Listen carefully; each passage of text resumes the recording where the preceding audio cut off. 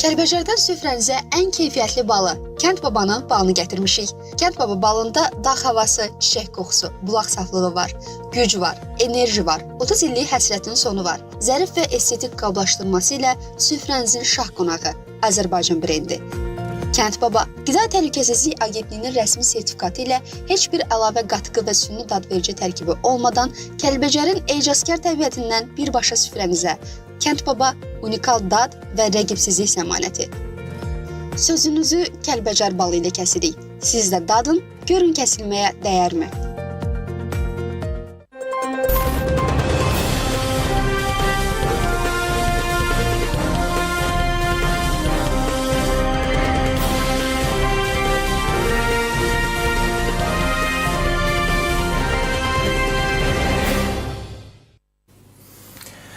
Salam, hər vaxtınız xeyir olsun, dəyərli Media Türk televiziyasının izləyiciləri. Gündəm masada verilişinin bugün olan növbəti canlı yayın buraxılışı ilə sizin qarşınızdayıq. Studiyada Heydər İsmayıldır. Hər zaman olduğu kimi gündəmə dair ən önəmli mövzuları masa ətrafında müzakirə edəcəyik. İlk sanilərdən isə daimi tamaşaçılarımıza ənənəvi ricamızı xatırladırıq. Verilişimizi bəyənib kanalımıza abunə olmağı unutmayın ki, müzakirə edəcəyimiz mövzuları, ən önəmli məsələləri sizinlə birlikdə daha geniş auditoriya Media Türk televiziyası vasitəsilə izləyə bilsin. Bu saat olan buraxılışımızın isə dəyərli qonağı Milli Məclisin üzvü, millət vəkili Cavanşir Feyziyev studiyamızdadır, bizimlə birlikdədir. Hər vaxtınız xeyir olsun, xoş gördük Cavanşir. Xoş gördük. Dəvətimizi qəbul edib studiyamızda olduğunuz üçün də təşəkkür edirik. Çox önəmli proseslər cərəyan edir həm regionda, həm də qlobal miqyasda olan bitən hadisələrə nəzər yetirəndə də bunları görmək mümkündür. Həm Rusiya-Ukrayna savaşındakı gərgin gedişat, bunun dünya təsiri, həm də regionumuzda, daxilimizdə yaşananlar, yəni Azərbaycan-Ermənistan münasibətləri və s. bu istiqamətdə cərəyan edən hadisələr gündəmin ən diqqət çəkən mövzuları içərisində yer alır. Xüsusilə də ötən gün Azərbaycan prezidentinin köməkçisi Hikmət Hacıyevin də Ermənistanla sülh müqaviləsinin imzalanması istiqamətində gedən proseslərlə əlaqədar bir sıra mühüm mesajlar oldu. Ermənistan daxilində vəziyyət qeyri-sabit olaraq qalmaqdadır. Yenə bir gərginlik, Paşinyan əleyhinə edən qüvvələrin fəaliyyəti bu gün də davam etməkdədir. Paşinyan onlara qarşı mübarizə aparır. Revanşistlərin, yəni hələ də o Dağlıq Qarabağ dırnaqarası iddiasını davam etdirənlərin əvvəlki qədər olmasa da tam olaraq o əhval-ruhiyyədən çıxmayıb, kilsə vasitəsilə və orada Rusiyanın yerləşdirdiyi və daxil olan müxtəlif müxalif dairələrin hökm sürməsi ilə Paşinyan əleyhinə təbliğat, həm də ümumiyyətlə prosesə əngəl yaradan addımlar hələ də görünməkdədir. Bu situasiyada Ermənistan daxilindəki indiki vəziyyətə baxdıqda Azərbaycan rəsmilərinin mövqeyi aydındır ki, sülh istəyirik. Amma Ermənistan içərisində ümumiyyətlə əhval-ruhiyyəni nəzərə aldıqda sizcə onlar növbəti aylar və illər üçün sülh prosesindən, sülh yanaşmasına nə qədər hazırdılar? Bunu faiz etibarı ilə, müqayisə ilə nə qədər belə təhlil etmək mümkündür? Yəni Ermənistan içərisindəki vəziyyətə baxdıqda sizcə? Ermənistan cəmiyyətindəki indiki ab-hava durum, yəni həm psixoloji durum, həm siyasi mübarizənin bugünkü səviyyəsi elə bəs seçki əvvəl öncəsi dövrə xas olan bir durumdur. Çünki burada məntiqli olub-olmamasının asılı olmayaraq istənilən irad dövlət rəhbərliyinə qarşı irəli sürülür və sürülə bilər. Bu seçki qabağı mənzərədə bu şeyləri müşahidə etmək çox normaldır. Və eyni zamanda hakimiyyət sahibi olan Mülki Müqavilə Təşkilatı və onun rəhbəri Nikol Paşinyan da əlbəttə bu hücumlara qarşı öz müdafiəsini qurur və seçki qabağı platformasını daha mümkün olan ən yaxşı şəkildə təqdim etməyə çalışır. Ona görə orada baş verən bu qarşı durmalar həm müzakirə müstəvisində qarşı durmalar, həm bəzən bu fiziki qarşı durmalara da keçir, həm hüquqi müstəvidə qarşı durmalar şiddətlənir, get-gedə. Bütün bunları qarşıdan gələn seçkilərlə bağlamaq mümkündür. Burada əgər biz danışsaq sizin dediyiniz kimi ideya məsələsindən, kimin sülhə nə qədər sadiq olub-olmaması və yaxud sülhü nə qədər istəyib istəməməsi, əlbəttə mən düşünürəm ki, Ermənistan cəmiyyətinin böyük bir hissəsi, artıq çoxluğu deyə bilərik, sülh istəyir. Çünki onlar 30 il ərzində başlarına gələni artıq bu 5 il ərzində, Vətən müharibəsindən keçən 5 il ərzində kifayət qədər düşünüb daşınmağa imkanları olub və Ermənistan ictimaiyyəti arasında keçirilən sorğulara da baxırıq, onların da nəticələrinə görə görürük ki, xüsusən sadə insanların çoxu sadəcə öz həyatını yaşamaq istəyir, sakit şəkildə, heç bir müharibəsiz, savaşsız və s.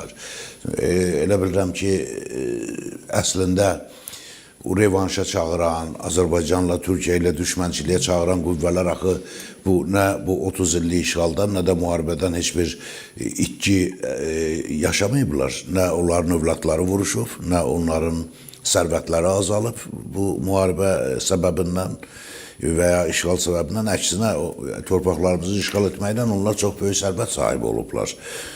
Və onların ailə üzvləri də bu savaşlarda iştirak eləməyib. Ona görə onlar son nəticədə azlıq təşkil edirlər Ermənistan cəmiyyətində və bütün 30 il ərzində Ermənistan cəmiyyətini şüarlarla, vətənpərvərlik şüarlarla, erməniçilik şüarları ilə beyinlərini doldurmuşlar. Amma real itkilərlə üzləşəndən sonra həm torpaq itkisi, həm müharibədə həlak olan övladlarının itkisi, insanlar yavaş-yavaş dərk eləməyə başlayırlar ki... Hətta Caşib bəy, üzrlü sənin fikirlərinizi böldüm. Paşinyan da bir yerdə artıq bunu etiraf eləmək məcburiyyətində qaldı ki, bəli. Siz də o dediniz vətənpərvərlik. Onlarda əslində vətənpərvərlik Ermənistan daxilində ola bilərdi, amma gəlib heç o da mübahisəlidir, çünki tarixi torpaqlar nəsə biz ona iddia etmirik, amma gəlib sən Qarabağda torpaqlarımızı işğal edib orada vətənpərvərlik edəcəksən. Paşinyanın özünə də bu sual verirlər. Bəs nə oldu? Sən Qarabağ savaşı, ikinci belə deyək, Qarabağ müharibəsi başlamazdan öncə tamam başqa əhval-ruhiyyədə idin, APV-da çıxış edirdin, belə ritorikan fərqli idi. İndi amma hər şey dəyişib, proseslərdə əvvəlki yanaşmanı biz görmürük. Bunun fərqi nədir? O qeyd etdi ki, mən də gələndə təzə sizin kimi bu əhval-ruhiyyət düçar olmuşdum və elə yəni bu əhval-ruhiyyənin təsiri altında olaraq elə düşünürdüm ki, vətənpərvərlikdir. Bu əslində vətənpərvərlik deyil. Yəni məndə də həddən artıq vətənpərvərlik vardı. Paşinyan bunu etiraf elədi. Ermənistan cəmiyyətində o 30 il ərzində hökm sürən əhval-ruhiyyənin yaranmasının amilləri çoxdur. Bu həm xarici təsirlər var, həm yerli, daxili təsirlər var. Bir tərəfdən kilsə. Kilsə həmişə erməniləri bir yerə toplamaq üçün ideya axtarışında olub. Və bu ideya əgər 100 il əvvələ qədər ermənilər üçün bir dövlət qurulması ideyası idisə, 1918-ci ildə bu dövlət qurulandan sonra qondarma şəkildə, ondan sonra bütün erməniləri hansısa bir ideya ətrafında birləşdirməkdən ibarət olub, kilsənin yəni gündəliyi. Və son 100 il və 100 ildən artıq müddət ərzində erməni kilsəsinin gündəliyi məhz ondan ibarət olub ki, bütün bir halda ki, bu yeni yaradılmış dövlətin ərazisində yaşayan ermənilərin sayı azdır, bütün dünya ermənilərini bir məqsəd ətrafında birləşdirmək və kilsə öz üzərinə bu öhdəliyi götürmüşdür. Və bunu həyata keçirmək üçünsə Ermənistan özünün yaxın keçmiş tarixinə istinad etməlidir. Orada da istinad etməli kim var? İstinad etməli olan dırnaq arası qəhrəmanlıqlar, Nemezis əməliyyatını həyata keçirənlər, yəni terrorçular, eləcə də Azərbaycan torpaqlarını 20-ci illərdə işğal edən terrorçular. Yəni kilsənin də əhaliyə, cəmiyyətə daha geniş bir miqyasda təqdim etməyə terrorçulardan başqa heç kəs yoxdur. Ona görə bütün Ermənistan cəmiyyəti terror düşüncəsi ilə yaşayırdı bu 30 ili. Onlar terroru elə mübarizə, normal, adi, sivil mübarizə üsulu hesab edirdilər. Dövlət siyasətinə çevirdi. Bəli, dövlətin siyasəti də zaten elə terror idi. Bizim torpaqlarımızın işğalı nə şəkildə baş verdi, biz gördük. Bu hamısı terror əməliyyatları idi. Eləcə də işğal başa çatandan və atəşkəs əldə olunandan sonra aparılan siyasət özü də elə başdan ayağa terrorçuluq üzərində qurulurdu. Yəni Azərbaycana qarşı mənəvi terror, fiziki terror, ekoloji terror və s. hadisələr törədilirdi. Bu müharibə, düşünürəm ki, 44 günlük müharibə bütövlükdə nəinki kilsə üçün və yaxud Paşinyan üçün və yaxud bir başqa ayrı-ayrı adamlar, bütövlükdə dünya erməniliyi üçün böyük bir dərs oldu. Və bu dərs ondan ibarətdir ki, yalan ayaq tutar, yeriyər, ayaq tutar amma yeriməz. Yəni onlar yalan əsasında bir yerə qədər gəlir. Bəli, yalan üzərində, bəli, yalan ideologiya üzərində, saxta ideologiya üzərində qurulan o birlik baxın bu gün görürsüz parça-parça olub. Ermənistan daxilində hal-hazırda çox tərəfli siyasi qarşıdurmalar var. Burada deyək ki, şərti olaraq ayırsaq köhnə zamanda keçən 30 il ərzində hakimiyyətdə olmuş qüvvələr bir cinahdadır, yeni hakimiyyətdə olan qüvvələr başqa cinahdadır, Avropa pərəstlər başqa bir cinahdadır, Rus pərəstlər başqa bir cinahdadırlar və heç kimə qarışmayan, sadəcə öz həyatını yaşamaq üçün imkan axtaran ən sadə ermənilər də başqa bir cinayətdir. Yəni burada çox tərəfli şəkildə Ermənistan cəmiyyətində ziddiyyətlər var. Və bu ziddiyyətlər adətən belə seçki qabağı ərəfədə, seçki ərəfəsində daha çox kəskinləşməyə başlayır və biz hal-hazırda da həmin kəskinləşməni müşahidə edirik. Ermənistan hökumətinin kilsəyə qarşı atdığı addımlar, kilsənin öz ətrafında toplaya biləcəyi adamları təşkil etmək cəhdləri və hal-hazırda məsələn Katolikos, İkinci Qaragin dünyada beynəlxalq səfərə çıxıb və dünyanın bir çox ölkələrindəki katolikoslarla görüşür və onlardan dəstək almağa çalışır. Və eləcə də Roma papası ilə görüşüb və ondan dəstək istəyib. Ona görə bu daxili mübarizə seçkilərə qədər özünün ən kəskin səviyyəsinə çatacaq. Amma mən düşünürəm ki, seçkilərdə Paşinyan tərəfdarları qalib gələcək, daha çox səsə nail ola biləcəklər. Çünki sonda əhalinin çoxu bu yolun səmərəsiz olduğunu və növbəti dəfə savaş olarsa Azərbaycanla və yaxud Türkiyə və Azərbaycanla sərhədlər açılmazsa onların gələcəyinin ümumiyyətlə olmayacağı haqqında kifayət qədər artıq düşüncəyə malikdirlər. Prezident İlham Əliyev də Qarabağ 44 günlük vətən müharibəsi bitəndən sonra dəfələrlə Ermənistandakı proseslərlə bağlı öz fikirlərini bölüşmüşdü və qeyd etmişdi ki, seçkilər keçiriləndə, müharibə bitdikdən dərhal sonra yekun nəticələrə əsasən Paşinyanı dəstəkləyən qüvvələrin faiz etibarilə 50-dən çox, 50%-dən artıq dərəcədə səs topladıqları, belə deyək, faizi ortaya çıxdı, bəlli oldu və bunun nəticəsində Paşinyan hakimiyyətdə qalmağı bacardı. Prezident İlham Əliyev də qeyd etmişdi ki, daxildə olan qüvvələr, yəni insanların böyük əksəriyyəti indiyə qədər ki, bu revanşist qüvvələrin, Qarabağ klanının və işğalı dəstəkləyənlərin, işğalı davam etdirənlərdən o qədər nifrət hissi onlarda, beyinlərində, fikirlərində formalaşıb ki, onlar məğlub bir hakimiyyətə daha çox dəstək verdilər, onun hakimiyyətdə qalmasını istədilər. Yəni Paşinyan məğlub bir simvol idi, məğlub bir obraz kimi orada təqdim olunurdu. Yəni, bu təbliğata, bu kampaniyaya, yəni Paşinyana qarşı həyata keçirilən bu fəaliyyətlərə baxmayaraq xalq yenə də Paşinyana dəstək verdi. Yəni Paşinyan hakimiyyətə qoruyub saxlaya bildi. O elə bir çətin periodda belə Paşinyan hakimiyyətə qala bildisə, yəni xalqın dəstəyini ala bildisə, yəni Prezident Əliyev deyirdi ki, yəni görün nifrət nə qədərdir ki, əvvəlki klana, əvvəlki rejimə. Ona görə Paşinyan daha çox belə deyək, onlarda hörmət hissi var, rəğbət hissi var, nəinki o keçmiş qüvvələrə. Onların da bugünkü dövrdə siyasətləri olsa belə, Paşinyan əleyhinə müəyyən kampaniya aparırlar. Yenə də Paşinyan bu üstünlüyünə o qədər təsir eləmir. Amma yeganə təhdid yarada biləcək ən önəmli nüans var. Cavanşir bəy, bu barədə yəqin ki, müzakirələri indi də görürük. Yəni siz də bu proseslərdə izləyirsiniz. Rusiya və daha çox Rusiyanın adı burada keçir ki, daxildə müəyyən bir qüvvələrin əli ilə nəsə bir təxribat törədə bilər, Paşinyana qarşı sui-qəsd, hansısa bir kampaniya, daxildə ixtişaşlar. Yəni seçki yolu ilə Rusiya bunu edə bilmədi. Edə bilərdisə elə 2020-dən sonra edə bilərdi. Bu ola bilərdi, amma bu mümkün olmadı. Ona görə yenə belə bir təhdid varsa, nə gözləyə bilər irəlidəki vaxtlarda? Yəni müxtəlif etirazlar olub, aksiyalar, nəsə bir onların təsiri ola bilərmi Rusiya tərəfindən yoxsa? Bəli, az öncə biz elə dedik, həm daxili, həm xarici amillər var. Biz daxili amilləri əslində müzakirə etdik, amma xarici amillər əlbəttə Rusiya ilk növbədə Rusiyanın Ermənistan cəmiyyətinə təsirindən danışa bilərik. Əlbəttə, əgər Rusiya hal-hazırda Ukrayna ilə müharibədə bu çıxılmaz vəziyyətə düşməsəydi, Ermənistanda seçkilərin taleyi indi çox qeyri-müəyyən olardı. Amma təsadüfən və ya xoşbəxtlikdən Rusiya elə bir vəziyyətdədir, elə bir siyasi hərbi durumdadır ki, əvvəlki istədiyi qədər Ermənistanın daxili cəmiyyətinə, Ermənistan ictimai fikrinə əvvəlki qədər təsir etmək imkanında deyil artıq. Əlbəttə, Ermənistanda olan 102-ci hərbi baza, bu da bir alətdir. Yəni, tutaq ki, orada yerləşən 4000-5000 əskərin gücü ilə Ermənistanda dövlət çevriliş etmək çox böyük bir problem deyil əslində. Yəni, nəzəri cəhətdən. Amma Rusiya buna gedərmi? Mən düşünürəm ki, indiki durumunda getməz. Əgər Rusiya-Ukrayna müharibəsi olmasaydı və yaxud bu başa çatmış olsaydı və Rusiyanın beynəlxalq arenadakı durumu nisbətən yaxşılaşmış olsaydı, bəlkə də belə bir risk edərdilər. Amma indiki durumda inanmıram ki, o belə bir risk edə bilər. Və belə bir risk edərsə, o Rusiyaya daha bağbaşa gələr.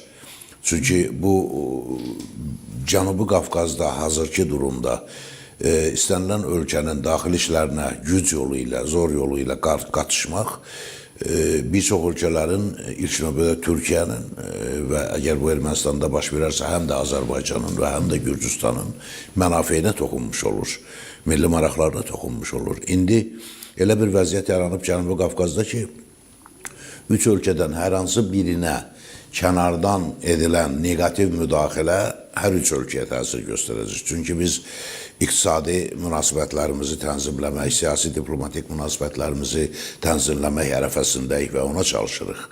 Əgər xarici müdaxilə olarsa üç ölkədən birinə və xüsusilə siyasi quruluşun dəyişdirilməsi ilə bağlı müdaxilə olarsa, bu Cənubi Qafqaz regionunda gələcək əməkdaşlığın qarşısını başdan almış olur. Və ona görə də buna nə Azərbaycan, nə Gürcüstan, nə də Türkiyə yol verməməlidir, verə bilməz. Və bu baxımdan da mən elə gəlir ki, Rusiya öz gücünü hesablayıb və hazırda onun gücünün bu belə bir çevriliş eləməyə, Ermənistanda hakimiyyəti dəyişdirməyə qadir olmadığını məncə anlamalıdır və yəqin ki də anlayır və ona görə ehtimal var, amma çox azdır, düşünürəm. Sülh proseslərinə ən çox maraqlı olan tərəflər reallıqda qiymətləndirsə, burada Azərbaycan və Ermənistan olmalıdır. Dəfələrlə də bizim rəsmilərimiz tərəfindən bu fikir ortaya qoyulub ki, iki qüvvə, yəni Azərbaycan və Ermənistan rəsmilərindən başqa kənar hər hansı bir belə deyək, müəyyən dövlətlər və onların rəsmilərinin gəlib proseslərə müdaxilə etməsi, moderatorluğu həyata keçirməyə çalışması, onların gedişatı ləngitmək, uzatmaq və öz maraqlarını burada təmin etmək istəyindən başqa bir şey deyil. Onların heç bir real şəkildə Azərbaycan və Ermənistan rəsmiləri qədər sülhdən maraqlı olmayacaqlar. Yəni daha çox Azərbaycan təbii ki, burada nümunə göstərdi. Vətən savaşı bitdikdən dərhal sonra Ermənistanı sülhə məcbur etdi. Necə ki, hərbi yolla biz güc yolu ilə torpaqlarımızı işğaldan azad etməyi bacardıqsa, bugün də reallıqlar, yeni yaratılmış şərtlər və tələblərimizi Ermənistan qəbul etməklə, diplomatiyamızın təzyiqi ilə və gücü ilə Ermənistanı buna məcbur edir. Yəni könüllü Ermənistan sülh quşu kimi, sülh güvərçin kimi özlərindən təqdim etməyə, göstərməyə çalışır, amma reallıq əslində nədən ibarətdir? Bunu hər kəs gözəl şəkildə anlamalıdır. Bu zaten bizim proseslərdəki rolumuzdan da görünür. Amma məsələ ondan ibarətdir ki, kənar qüvvələr də hansısa formada bölgədə öz varlıqlarını və mövcudluğunu qoruyub saxlamağa çalışırlar. 8 avqust sazişi, sülhün paraflanması Amerika Birləşmiş Ştatlarında bu istiqamətdə üstünlüyünü Zəngəzur dəhlizi istiqamətində ortaya qoymasını biz gördük. Türkiyə əzəldən və həmişə bizim yanımızda olduğu kimi 44 günlük vətən savaşında iştirak etməklə bölgədə öz varlığını, öz ağırlığını ortaya qoydu. Burada Amerika Birləşmiş Ştatları və Türkiyə modeli üstünlük qazanır. İkisi də NATO'nun əsas gücləridir, super gücü hesab olunur. Bir Türkiyə, bir də Amerika Birləşmiş Ştatları. Başqa bir tərəfdən isə Rusiya bölgədən sanki biraz sıxışdırılmış və təcrid olunmuş kimi qəbul olunur, görünür. Çünki Zəngəzur dəhlizini əslində onlar gəlib nəzarət etməli idi. İndi bu nəzarət Amerika Birləşmiş Ştatlarının əlinə keçir. Bir yandan da Türkiyənin burada üstünlüyü. Bəs Rusiya harda qalır, necə qalır və Çinin də proseslərdə hansısa bir təbii ki, təsir imkanları olduğunu nəzərə alsaq, qarşılıqlı burada bir gərginlik və ya mübarizə, rəqabət necə gedəcək sizcə? Bu 30 illik işğal dövrü zamanı bütün bu qüvvələr sizin sadaladığınız kənar qüvvələr adlandırdığınız Avropa Birliyi, Rusiya, Çin, Amerika kimi güc mərkəzləri əslində hər biri münaqişənin başa çatmamasında maraqlı tərəf kimi çıxış elədi. Və ona görə də Ermənistan-Azərbaycan münaqişəsi 30 il ərzində həll oluna bilmirdi. Və bu bizə artıq gün kimi aydın bir məsələdir. Yəni burada bir sekret yoxdur, hər hansı bir gizli bir şey yoxdur. Həm aparılan danışıqlardan, həm atılan addımlardan, məsələn, Ermənistana 30 il ərzində işğalçı deyilməməsi və yaxud işğal olunmuş torpaqların məlum BMT qətnamələrinə baxmayaraq Ermənistandan geri qaytarılmasının tələb olunmaması onu göstərir ki, onu birbaşa deyir ki, bəli, bu güc mərkəzləri də bu şəkildə dondurulmuş münaqişənin saxlanmasında maraqlı idilər.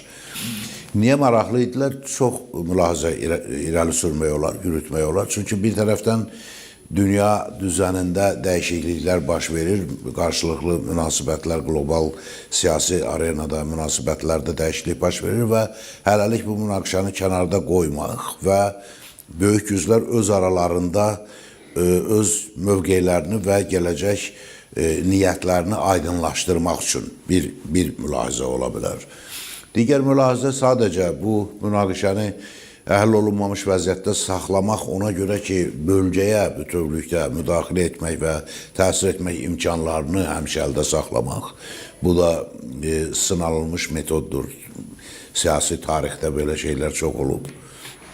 Lakin bütün bu oyunları Azərbaycan tərəfi pozdu və Azərbaycan tərəfinin bu qlobal oyunu pozması bütün güc mərkəzlərini yeni bir situasiyaya gətirdi və anlaşılmaz bir situasiyaya gətirdi. Bax, Azərbaycanın 20-ci, 21-ci əsrlərin siyasi tarixində ən böyük qələbəsi bundan ibarətdir ki, Azərbaycan kiçik bir dövlət olmaqla bərabər dünyanın ən güclü dövlətlərinin qurduğu bir oyunu poza bildi və ən maraqlısı öz mənafeyinə uyğun şəkildə poza bildi. Bu çox böyük bir nailiyyətdir və çox böyük bir məharətdir. Yəni belə bir siyasi gediş və belə bir nəticə heç bir dövlət indiyə qədər ki bizim bildiyimiz tarixdə əldə olunmayıb. Ona görə bu bir unikal əhəmiyyəti və dəyəri olan bir nəticədir. Qarabağ münaqişəsinin bu şəkildə çözülməsi. Və bu oyun pozulandan sonra hər bir güc mərkəzi baxır ki, onlar nəyə nail olublar? Əslində hamısı uduzub. Amerika Birləşmiş Ştatları da uduzub, Avropa da uduzub, Rusiya da uduzub, Çin də uduzub. Çünki onlar 30 il bu münaqişəni həll olunmadan saxlamaqla sonda və Azərbaycanın tələblərini eşitməməzliyə vurmaqla sonda gördülər ki, onların iştirakı belə olmadan Azərbaycan onlardan etdiyi tələbi özü yerinə yetirdi və heç onlara ehtiyac da qalmadı. Və bu həm qlobal miqyasda həmin güc mərkəzlərinin reputasiyası məsələsidir, reytinqi məsələsidir. Həm də digər tərəfdən faktiki olaraq Ermənistan da müharibədən sonra Azərbaycanla iki tərəfli əsaslarda yalnız münasibətlərin normallaşdırılması tələbini qəbul edəndən sonra bu böyük güc mərkəzləri özləri oyundan kənar vəziyyətdə qaldılar. Və bu da çox nadir baş verə biləcək hadisələrdən biridir. Ona görə indi nə baş verir? İndi Amerika Birləşmiş Ştatları tapdı o nöqtəni ki, harda əməkdaşlıq edərək ən azı özünün bu bölgədə iştirakını göstərə bilər vizual olaraq. Və bu da iki tərəf arasında indiyə qədər anlaşıla bilməyən Zəngəzur dəhlizi məsələsidir. Və Amerika siyasətçiləri çox ağıllı şəkildə onu istifadə etdilər və bölgədə öz iştiraklarını onunla təmin etdilər. Trip marşrutu ilə təmin etdilər. Və indi baxın, Avropa İttifaqı nə deyir? Avropa İttifaqı Ermənistanla strateji tərəfdaşlıq haqqında sənəd imzaladı bu yaxınlarda. Azərbaycanla dəfələrlə müxtəlif istiqamətli sənədlər imzalayıblar.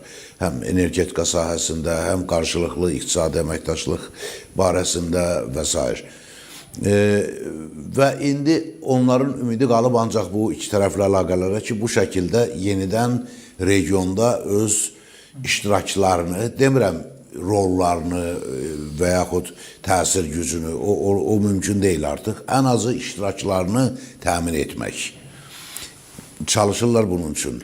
Rusiya hazırda 21-ci əsrin ən böyük müharibəsinə başı qarışıb, ona görə və Cənubi Qafqazda bütövlükdə demək olar ki, öz təsir gücünü maksimum şəkildə, tarixdə olmamış qədər maksimum şəkildə itirib və hələlik heç onu bərpa etməklə də məşğul deyil. Ara sıra Paşinyanla görüşlər keçirirlər ki, Rusiya-Ermənistan münasibətlərini sağlamlaşdırmaq üçün, amma əlbəttə Ermənistan hakimiyyətinin artıq Rusiya siyasətinə o qədər də ümid bəsləməməsi və etibar etməməsi də açıq-aşkar görünür. Və ona görə hal-hazırda böyük güc mərkəzlərinin artıq əvvəlki kimi göstəriş verməklə deyil, iqtisadi tərəfdaşlıq zəminində heç olmasa Cənubi Qafqaz bölgəsində iştirak etməkdə maraqlı görünürlər və buna çalışırlar, buna cəhd göstərirlər. Və əlbəttə Azərbaycan dövləti həmişə müstəqilliyini bərpa etdiyi gündən bu günə qədər həmişə elan edib ki, biz bütün dünya ilə əməkdaşlığa hazırıq, amma bərabər hüquqlu əməkdaşlığa. Bir halda ki, dünya siyasi sisteminin hamımız eyni dərəcədə bərabər hüquqlu üzvləriyik. Burada böyük, kiçik, kimin iqtisadiyyatı daha böyükdür, daha kiçikdir, rol oynamır ki, hamı Birləşmiş Millətlər Təşkilatının bərabər hüquqlu üzvüdür. Bu şəkildə, bu prinsiplər əsasında əməkdaşlıq etmək istəyən hər bir qüvvə ilə Azərbaycan dövləti əməkdaşlıq etməyə hazırdır. Bunu əvvəldən elan edib və bu günə qədər də bu prinsipə sadiq qalır. Və bu baxımdan Avropanın, Rusiyanın, Amerika Birləşmiş Ştatlarının, Çinin bu cür ən böyük güc mərkəzlərinin Cənubi Qafqaz regionu ilə və ayrılıqda Azərbaycanla əməkdaşlıq etməyə maraq göstərməsi bizim siyasətimizə uyğundur və bizim istəklərimizə uyğundur. Biz də zaten 30 il elə bunu istəmişik ki, burada böyük, kiçik söhbəti olmadan bərabər hüquqlu mənafelerin bərabər şəkildə, paritet şəkildə qorunması şəraitində əməkdaşlıq edək. Siz bizə göstəriş verməyin, siz bizə yol göstərməyin. Biz özümüz bilirik nə etməliyik, nə edirik. Amma əməkdaşlıq istəyirsiniz, buyurun. Biz sizdən paritet əsaslarda yalnız əməkdaşlıq. Ona görə bax, indi Azərbaycan dövlətinin 30 il ərzində təkid etdiyi, istədiyi və tələb etdiyi mühit yaranmaqdadır Cənubi Qafqazda. İndi artıq Ermənistan hələlik Avropa İttifaqının və ya Rusiyanın tam nəzarətində deyil, Gürcüstanda deyil və Azərbaycan da heç vaxt olmayıb onların nəzarətində. Ona görə o anlayış ki, 3 Cənubi Qafqaz dövlətinin ilk növbədə bir-biri ilə əməkdaşlıqda bulunması daha zəruridir, nəinki güc mərkəzləri ilə iki tərəfli əməkdaşlıq. O anlayışın həm Ermənistanda, həm Gürcüstanda dərk olunması Cənubi Qafqazda bütövlükdə təhlükəsizliyin təmin olunması üçün ən yaxşı şəraiti yaradır, mühit yaradır. Və bu mühitdən faydalanaraq əlbəttə biz bölgədə sülhü bərpa etməliyik və bu sülh sadəcə sözdə deyil, qarşılıqlı iqtisadi əməkdaşlıqdan, bir-birinin mövqeyini anlamaqdan, qəbul etməkdən və əlbəttə beynəlxalq platformalarda regionun maraqlarından birgə çıxış etməkdən ibarətdir. Həm region, həm də qlobal yaradacağı təsirlər baxımından dünyanın, o cümlədən bizim çox həssaslıqla və narahatlıqla izlədiyimiz mövzulardan biri də Rusiya-Ukrayna müharibəsinin nə ilə bitməsi ilə əlaqədar olan mövzunu əhatə edir. Çünki bir tərəfdən qarşılıqlı olaraq şiddətli döyüşlər Ukrayna cəbhəsində, Ukraynanın Rusiyaya qarşı yönləndirdiyi zərbələr, yəni cəbhədə hər şey ağır və şiddətli döyüşlər istiqamətində getdiyini göstərir. Yəni bir tərəfdən qaynar faza cəbhədə hiss olunur. Siyasi əhval-ruhiyyədə də bir soyuqluq var. Yəni hava şəraitində bugün baxsaq, dekabrın son günlərində 2025-ci ilin axırlarına yaxınlaşırıq. Yəni son həftələr qalıb ki, 2026-cı ilə daxil olaq və orada da artıq savaşın 4-cü ilinin tamam olmasını biz görəcəyik. Belə məqamda, yəni qaynar faza döyüşlərdə gedir, siyasi dialoqda, siyasi müstəvidə soyuqluq var Rusiya və Ukrayna rəhbərlərinin bir-birinə münasibətində baxdıqda. Həmçinin burada savaşın ilk gündən prezidentin Zelenskinin qəbul etmiş olduğu bir qərar var idi ki, mən Putinlə heç zaman Putin iqtidarda olduğu vaxt onunla danışmayacağım. Daha sonra Putin də Zelenskinin ünvanında buna bənzər fikirlər söylədi ki, o qanuni prezident deyil, seçkilər keçirməlidir və s. Yəni soyuqluq hələ də davam edir, qaynar faza cəbhədədir. Qarşılıqlı olaraq bəyanatlar, ziddiyyətli məqamlar Avropa ilə Ukrayna dəstəkləyən Avropa ilə, Qərb bloku ilə Amerika Birləşmiş Ştatları arasında var. Yəni ziddiyyət doğuran məqamlar bugün proseslərin hələ də həllinə yatıb çıxarmasına imkan vermir. Trump da bunu etiraf etdi ki, mən gələndə elə düşünürdüm, savaşı 24 saata tez bitirmək olar, amma 8 müharibəni bitirsəm də bu savaşı nədənsə bitirə bilmirəm və görünən odur ki, mən yanılmışam və bu çox çətin, ağır gedən bir prosesdir. Sizcə savaş önümüzdəki aylarda 4-cü il tamam olacaq, daha nə qədər, necə davam edə bilər bundan sonraki mərhələdə? Nəyi proqnozlaşdırmaq mümkündür? Mənə gəlir ki, savaş yaxın zamanda qurtarmayacaq. Ən azı hələ 1 ildə davam eləyəcək, bəlkə də 2 il davam etdi. Baxın, Ukrayna xalqı Avropanın sonuncu döyüşən millətidir. Fiziki olaraq döyüşən, vuruşan sonuncu Avropa milləti Ukrayna xalqıdır. Çünki Qərbi Avropa çoxdan döyüşməkdən və vuruşmaqdan vaz keçib. Artıq onlar belə bir reallığı dərk də eləmirlər. Məsələn, sabah Avropa ölkələrinə İqtisad cəhətdən ən çox inkişaf etmiş Avropa ölkələrinə bir hücum olsa, Rusiya kimi bir dövlət tərəfindən, onların cavab verməyə nə gücü, nə iradəsi, nə də hərbi gücü yoxdur. Yəni, reallıq bundan ibarətdir. Məsələn, Fransanın bütün ordusu 100.000 cəmi əskərdən ibarətdir. Onda bir hissəsi real ordudadır. Onda Rusiya cəbhədə bir ay etirir. Bir hissəsi, bir hissəsi real ordudadır, bir hissəsi də ehtiyatdadır. Almaniyanınki də təxminən o qədər. O birisilərin ümumiyyətlə azdır, daha az ordusu var. Və çünki niyə? Çünki onlar artıq düşünürlər ki, 21-ci əsrdə savaş olmayacaq. 20-ci əsrdəki kimi savaş olmayacaq. Və NATO NATO haqqında bu günlərdə çox maraqlı bir termin işlədildi. Dedilər ki, bu fake təşkilatdır. Ben onu diyen adamın adını çəkmək istəmirəm, amma o bizim keçmiş Bakılıdır onu deyən. Amma beynəlxalq miqyasda, auditoriyada bu ifadə çox təəccüblə qarşılandı. Nəinki təəccüblə, maraqla qarşılandı və bu doğrudan da belədir. Baxın, NATO ölkələrinin hava sərhədi pozulur. Naməlum pilotsuz uçuş aparatları tərəfindən. Amma NATO ona qarşı hər hansı bir addım atmaq iqtidarında deyil.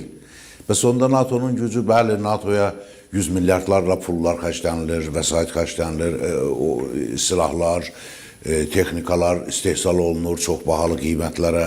Amma bunun, əgər bu sizin təhlükəsizliyinizi təmin edə bilmirsə, bunun faydası nədən ibarətdir? Və Ukrayna-Rusiya müharibəsinin uzanmasının birinci səbəbi və səbəbkarı da elə Avropa və Amerikadır.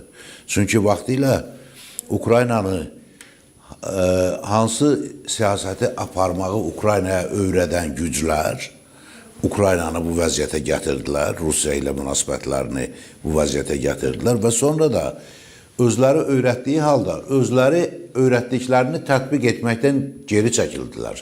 Problem buradadır. Bu Avropa Birliyi və Amerika Birləşmiş Ştatları Rusiya-Ukrayna münasibətlərinin korlanmasında çox mühüm rol oynadılar. Yəni səbəbkar onlardır. Amma sonra bu münaqişə yarananda, bu münaqişədə haqlını müdafiə etmək və haqsıza yerini göstərmək məsələsində bunlar çox heç bir siyasi iradə ortaya qoya, birmənalı iradə ortaya qoya bilmirlər. Baxın, bu 4-cü ilə yaxınlaşırsınız deyən kimi 4 ili tamam olacaq 1-2 aydan sonra və 4 ildir Avropa dövlətləri öz aralarında toplaşırlar və qərar verirlər ki, Rusiya ilə iqtisadi əlaqələri kəsmək lazımdır və embargo və s. Amma aydın olur ki, bu günə qədər Avropa Birliyi Rusiya ilə ticarət münasibətlərindən Rusiyanın əldə etdiyi gəlirlər 100 milyardlarladır. Yəni, bu gün də Avropa Birliyi Rusiya Federasiyasına hansısa ticarət əlaqələri üçün 10 milyardlarla pul ödəyirlər. Bəs həmin milyardlar da bomba şəklində, silah sursat şəklində Ukraynaya atılır, geri qaytarılır. Və bunun başqa yolu vardımı? Əlbəttə vardı. Məsələn, 2-ci Dünya müharibəsində necə koalisiya, beynəlxalq koalisiya yarandı və qəti şəkildə Hitler Almaniyası yerinə oturduldusa, eyni addım bu vəziyyətdə də atılmalıdır. Çünki bu cəhd, bu münaqişə 2-ci Dünya müharibəsini yaradan səbəblərdən heç nə ilə fərqlənmir. Bu elə bütün səbəblər də eynidir. Yəni Hitler Almaniyasına tətbiq olunan burada da sərgilənməlidir. İdeologiya da eynidir, səbəblər də eynidir. Məsələn, baxın, Rusiya dövləti deyir ki, Ukrayna xalqı elə Rus xalqıdır. Və eyni zamanda Ukrayna xalqını nasizmdə, millətçilikdə ittiham eləyir. Yəni, özlərinin irəli sürdüyü şüar özü millətçilik şüarıdır. Yəni, niyə başqa bir xalqısan, niyə öz xalqını kimi adlandırmaq istəyirsən? Yəni, birbaşa onları assimilyasiya etməyə adam qərar verib. Bu dövlətin siyasəti budur. Və budursa deməli ki, bu elə, məsələn, nasist Almaniyasından heç nə ilə fərqlənmir. Nasist Almaniyası da onu deyir ki, biz hamımız Avropayıq, siz hamınız mənim rəhbərliyim altında mövcud olmalısınız. Və üstəlik baş verən hadisələr, 21-ci əsrdə müharibə aparma qaydaları, bu qaydalara nə cür əməl olunması, biz Ukrayna tərəfdən çox səliqəli şəkildə ancaq hərbi hədəflərin vurulduğunu müşahidə edirik. Amma Rusiya tərəfindən çox saylı yaşayış binalarının, xəstəxanaların, uşaq bağçalarının, məktəblərin dağıldığını şahidiyik. Və bütün bunların qarşısında dünya ortaq bir məxrəcə gələ bilmir. İran, Şimali Koreya, Çin bir tərəfdən kömək eləyir Rusiyaya, qismən açıq, qismən gizli şəkildə kömək eləyir. Avropa Birliyi danışıqları pozmaqla bəzən məsləhətləşmələri, konsultasiyaları pozmaqla Rusiyaya dolayısıyla kömək eləyir və onun yenə də Rusiya ilə ticarət əlaqələrini davam etdirməklə kömək edir. Amerika Birləşmiş Ştatları ümumiyyətlə qeyri-müəyyən bir siyasət nümayiş etdirir. Gah Putini Prezident Trump qəbul edir, sonra sanksiya tətbiq edir Rusiyaya qarşı, sonra yenidən danışıqlara başlayırlar. Bütün bunların fonunda gündə minlərlə insan həlak olur. Həm Ukrayna tərəfindən, həm Rusiya tərəfindən. Və demək ki, dünya özü bütövlükdə, dünya siyasi sistemi dünyada baş verə biləcək hər hansı bir münaqişəni durdurmaq və onun sülh yolu ilə həllini tapmaq iqtidarında deyil. Deyək ki, Qarabağ münaqişəsi Rusiya-Ukrayna münaqişəsinə nisbətən kiçik miqyaslı bir münaqişə idi. Hətta onun belə həllini tapa bilmədilər. Və Rusiya-Ukrayna münaqişəsi başlayandan sonra biz görürük ki, daha böyük miqyaslı münaqişələr daha böyük təşviş yaradır. Həm Avropada, həm Amerikada. Və əgər bu belədirsə, o zaman dünyanın ən böyük güc mərkəzləri bu münaqişəni dayandıra bilmirlərsə və həllini təklif edə bilmirlərsə, onda hansı dövlətin, hansı xalqın təhlükəsizliyin təmin olunmasından danışa bilərik. Demək ki, bugünkü dünyada heç bir dövlət təhlükəsizliyi bir mənalı şəkildə təmin olunmayıb. Cavanşir bəy, cəmi 2 dəqiqəlik vaxtımız qalıb. Siz az əvvəl bir fikir səsləndirdiniz. Hitler Almaniyasına tətbiq olunan metod yenidən bugünkü Rusiya aqressiyasına qarşı davranışda öz əksini tapmalıdır. Həmin metoddan, yəni bugünkü müharibəyə, münaqişəyə qarşı Rusiyanın aqressiyasını dayandırmaq üçün istifadə olunmalıdır.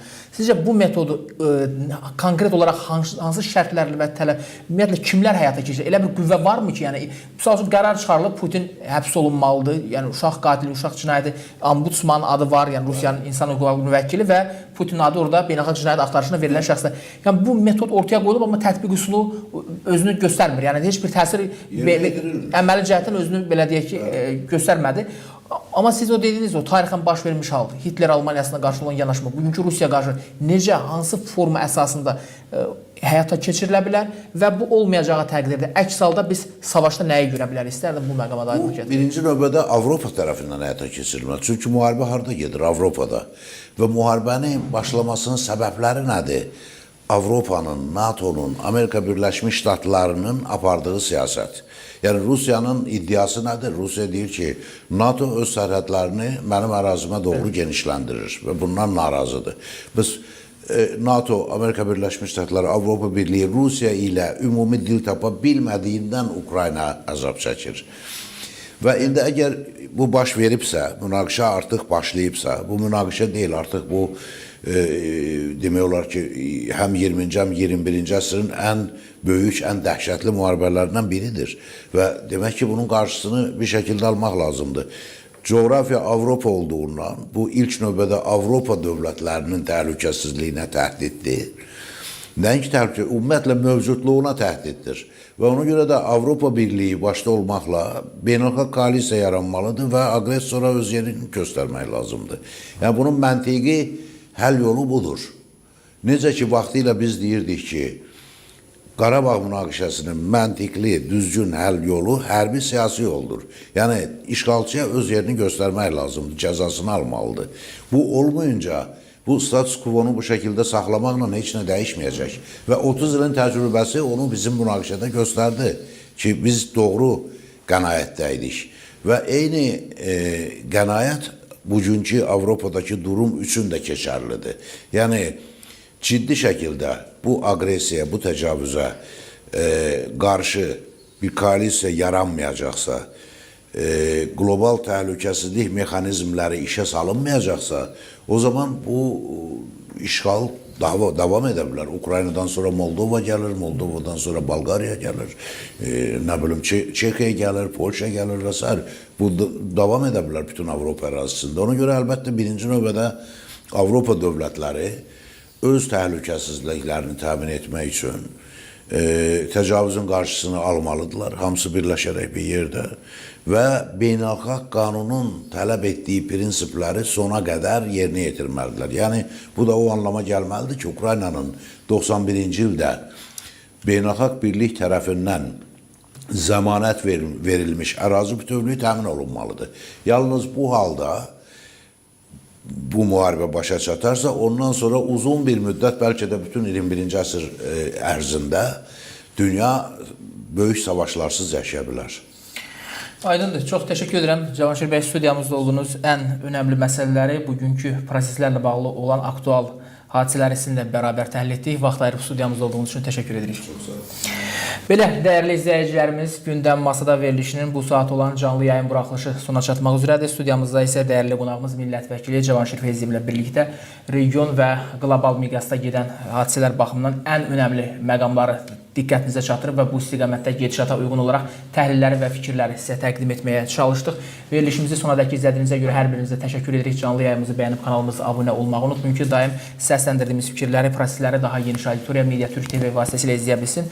Studiyada sizin qarşınızda Heydər İsmail idi. Bu saata bugün bu qədər. Növbəti efirlərlə görüşmək ümidilə sağ olun, sağlıqla qalın.